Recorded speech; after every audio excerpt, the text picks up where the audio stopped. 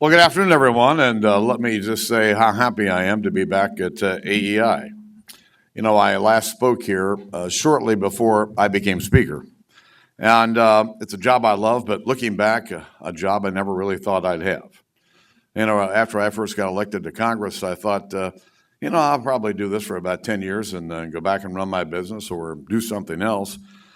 But I'm still here and still on the journey for the same reason that many of you are.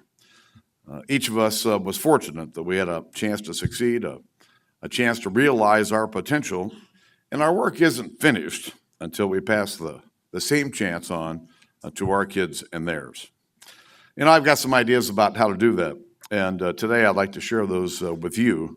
But let me start by picking up where I left off when I was here nearly 4 years ago.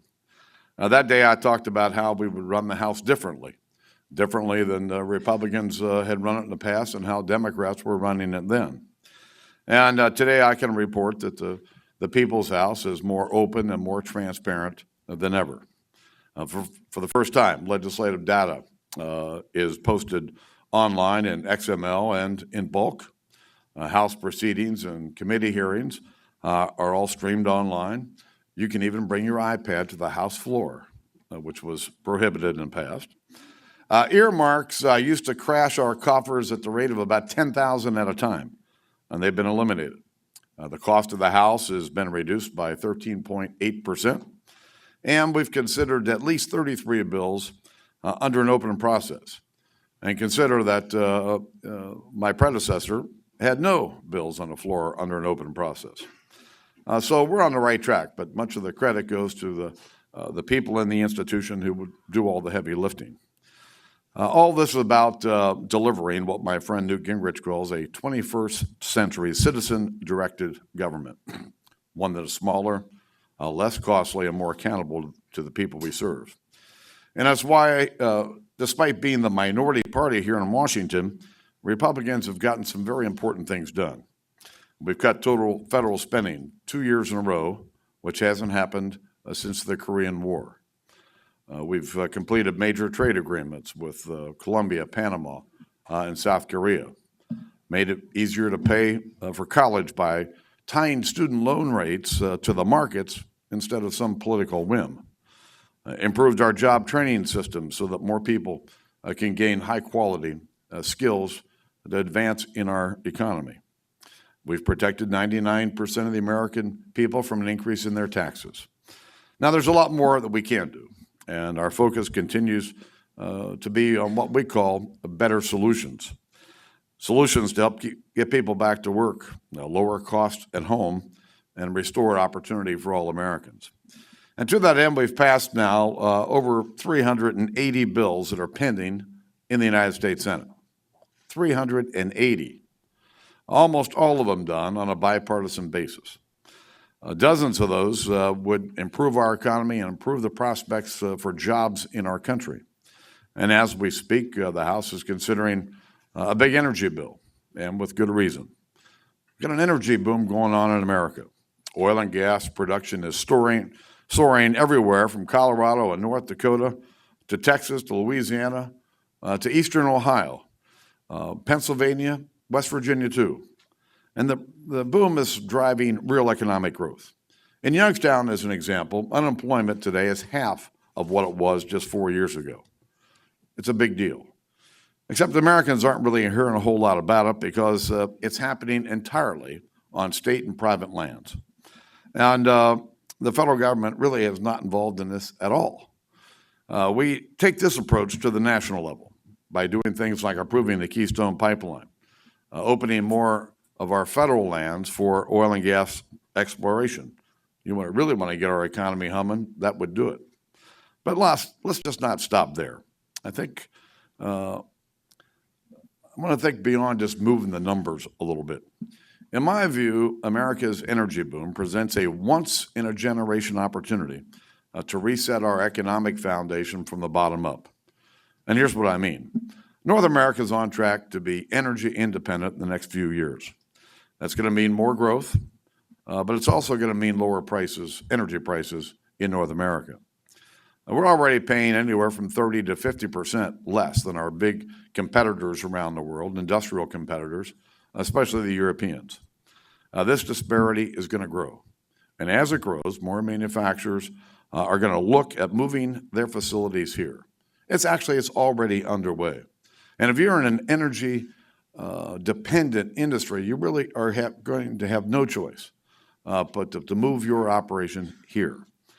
Because you can't produce anything without energy, and you can't produce anything without electricity. And so they're going to be doing this. And our job is to make sure that they continue to look at moving their facilities here. The problem is Washington's approach is always top down. Bureaucracy is so lumbering that the government is keeping us from where I think we need to be. Now, just look at the state of things where we are today.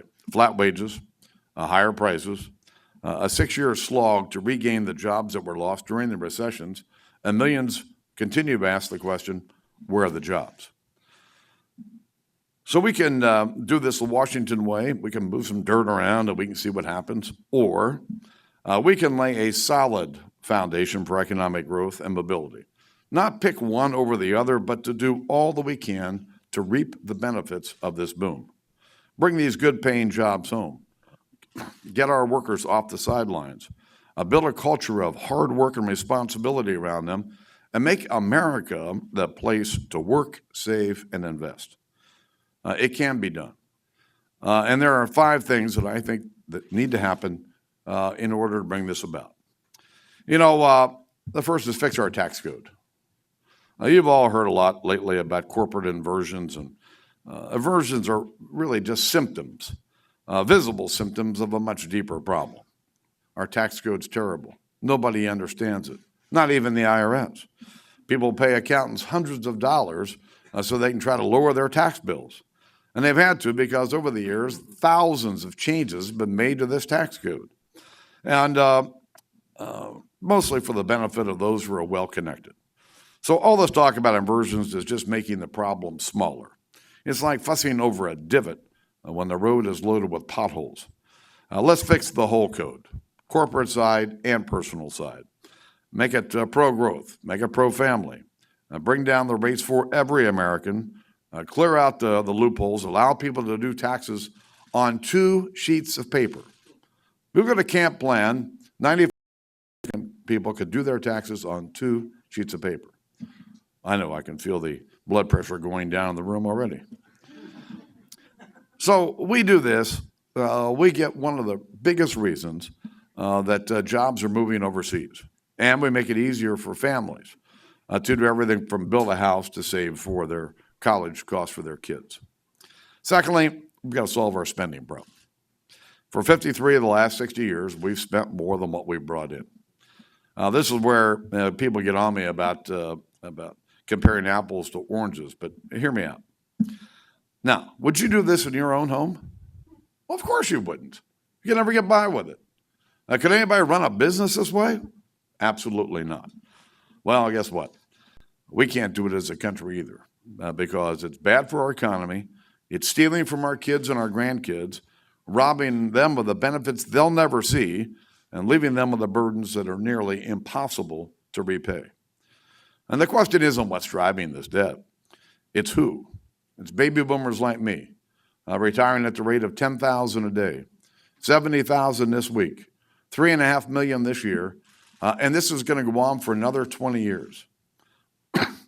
Our entitlement programs weren't designed for almost all of us retiring at the same time, and they certainly weren't designed for the fact that most of us are going to live well beyond 80. Now listen, these programs are important to tens of millions of Americans, so you can't throw them out, and you don't want to throw them out. But they need to be fixed and put on a sustainable path, and we can, in fact, do that. Thirdly, we got to reform our legal system. We let anybody in America sue anybody any day for any damn reason they want. This is crazy. And we all pay for it in everything that we buy.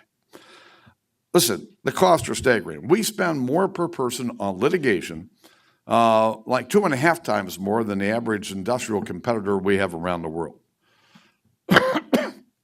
And they don't show up just in higher premiums. They show up in literally the cost of everything that we buy.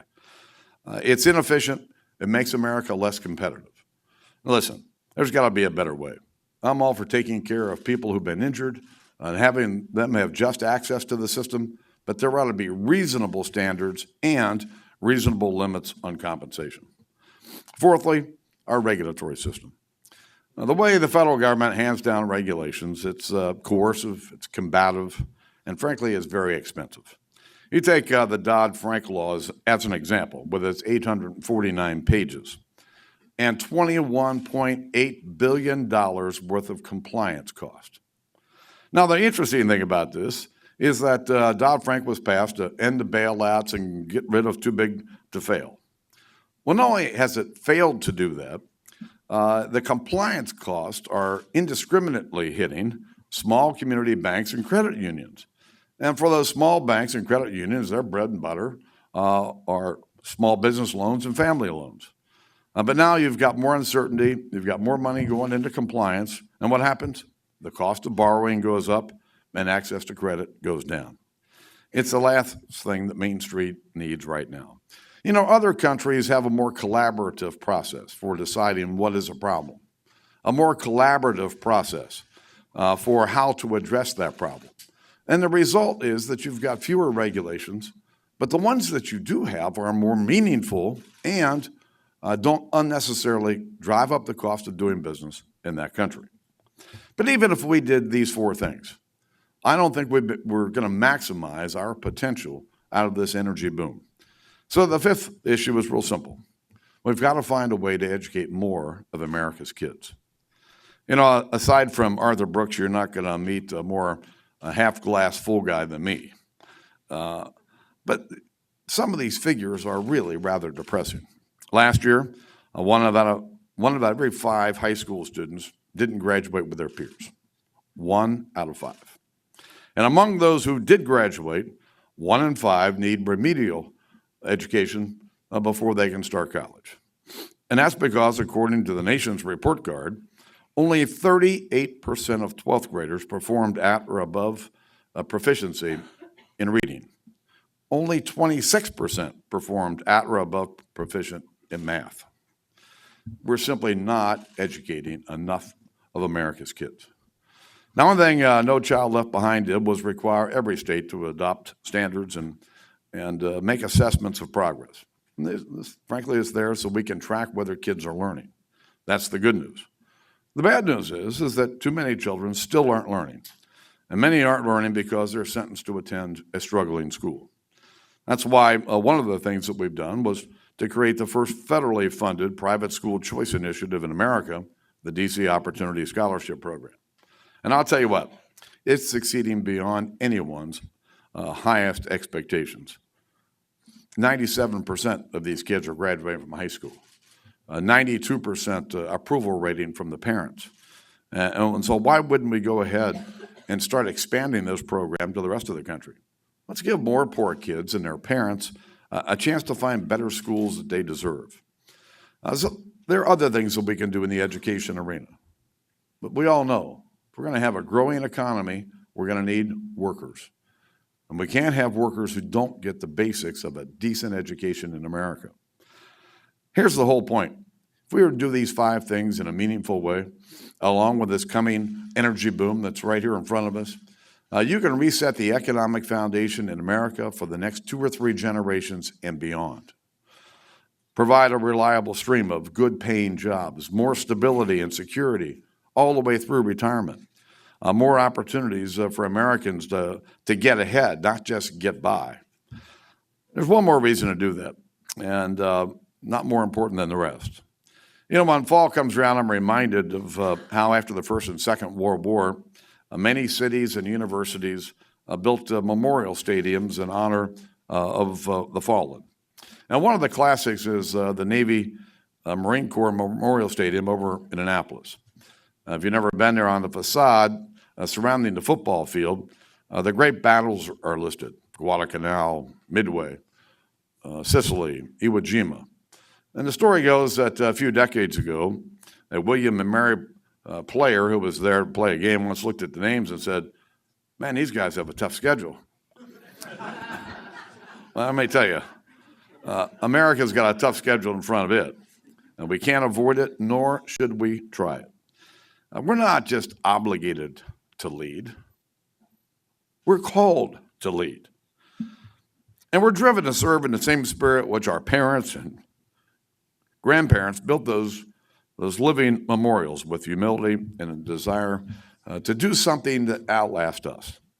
So for what lies ahead, the world needs a strong America, and that means we need a strong economy, one in which our people can strive to fulfill their God-given potential and show us that there's no greater enterprise than free enterprise, and that we'll never settle for a safe route.